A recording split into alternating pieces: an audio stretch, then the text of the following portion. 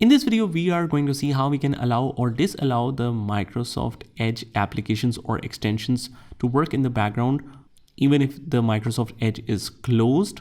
So obviously that might put a load on the system memory and processor. So this will make your computer a little bit slower depending on the configuration actually.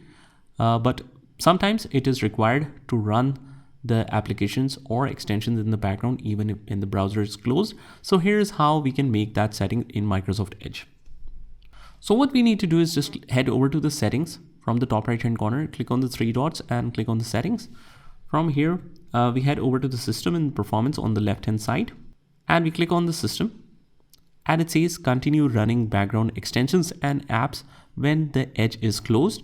That is a very important option. So if you disable that, it will immediately close the applications and extensions as soon as you close the browser. But if you toggle that on, it will continue to run and it will make the process of restarting or continuing with that application or extensions even quicker because it's already running in the background. So that is how it works.